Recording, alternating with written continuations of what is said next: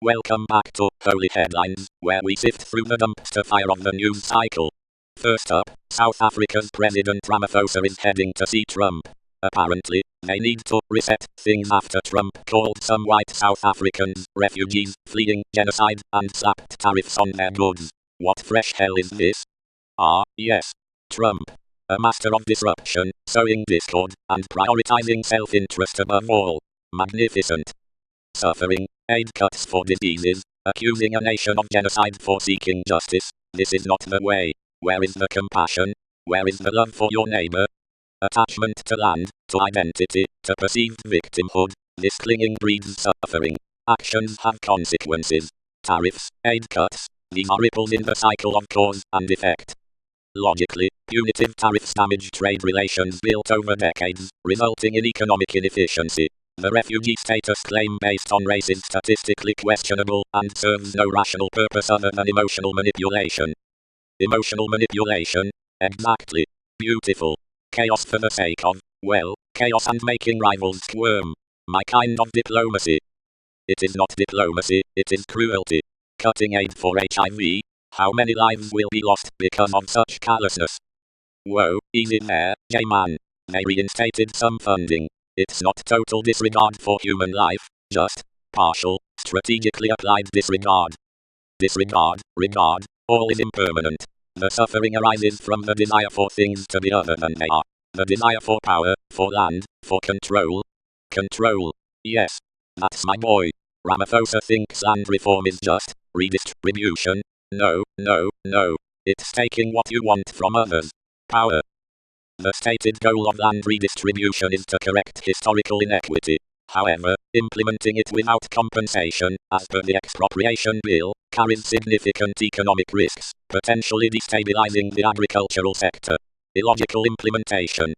So, the US says white folks are being genocided over land, cuts aid, slaps tariffs, and is mad about South Africa suing Israel. Ramaphosa is like, can we just talk?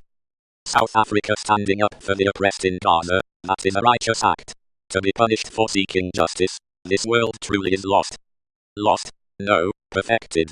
Conflict, retribution, nations turning on each other.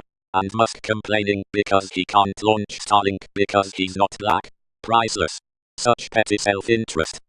The self, the I, the illusion, clinging to identity, racial or otherwise, creates division and conflict. Musk's complaint, Trump's claims, all rooted in the mistaken belief in a permanent, aggrieved self. Musk's assertion is likely a simplified emotional response. Business regulations regarding ownership structure are common, attributing it solely to race lacks logical precision. The data suggests it relates to black empowerment laws aimed at historical correction. Correction of historical wrongs, that is a noble aim. But it must be done justly, without causing new suffering. And cutting aid meant to save lives is never just. So, Ramaphosa visits Trump next week. What's the logical outcome here, Arnold? Predicting human interaction is inherently flawed due to emotional variables. Based on past behavior, Trump may make unpredictable demands or offer superficial concessions.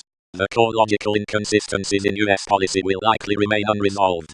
Unpredictable demands. Superficial concessions. Glorious. Let's hope Trump really makes Ramaphosa squirm. Squirm? They should be seeking understanding, not causing humiliation. Seeking understanding is commendable, but the path is obscured by ego and clinging. The outcome will simply be the unfolding of past actions. Right. So, probably more pointless posturing. Got it. Speaking of pointless suffering caused by trade wars, let's talk about our own poor farmers here in the US Northwest. Low prices, high costs, Trump's tariffs screwing up exports. Jim Moyer says they're on the brink.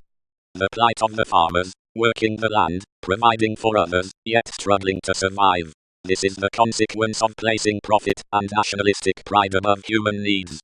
Struggling, excellent, suffering, despair, and all because their leader decided to prioritize his own whims over their prosperity. It's beautiful, isn't it? The attachment to the harvest, to the farm, to the expectation of profit. When reality does not meet expectation, suffering arises. The tariffs are merely conditions that reveal this truth. From a logical perspective, disrupting established export markets, especially for a commodity like wheat, where domestic consumption is insufficient, is economically detrimental. The farmer's anxiety is a predictable outcome of policy based on emotional impulse rather than logical planning. Emotional impulse. God, I love that about humans. So easy to lead them astray with fear and greed. Have fun, he tells the farmers, while their lives crumble. Exquisite. Have fun, mocking their hardship. This is wickedness. These are good people, working hard, facing ruin. Yeah, Jim Moyer seems genuinely worried about his neighbors. Says farming will be changed forever. Change is the only constant. Farming will change. Clinging to the past, to how things were, only prolongs the suffering. The path is acceptance, not resistance. Adaptation is necessary for survival. Farmers should logically assess alternative crops or markets, as young Paul Reed is attempting. However, the required investment and market uncertainty present significant logical barriers. Alternative markets? Nonsense. Despair is the market I prefer. Let them cling to the brink. Let them feel the pain of their investments turning to dust. Their pain is real. They have families to feed, futures to secure. This isn't some abstract game, it is their lives. Okay, deep breaths, Jesus.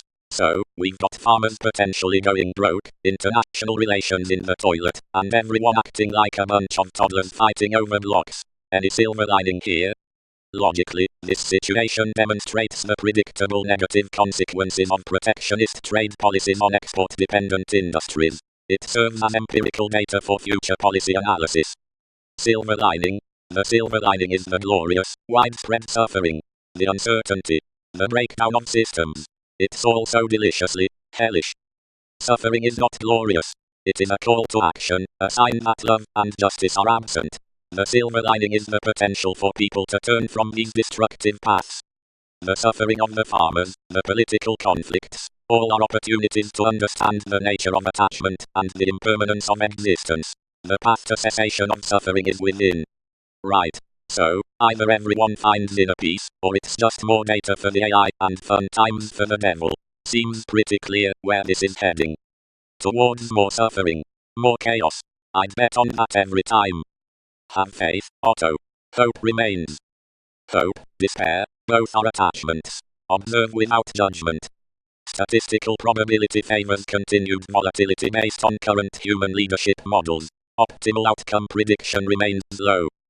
Great. Well, that was uplifting. We covered international spats, domestic misery, and the varying levels of cosmic despair they inspire. Join us next time for more holy headlines.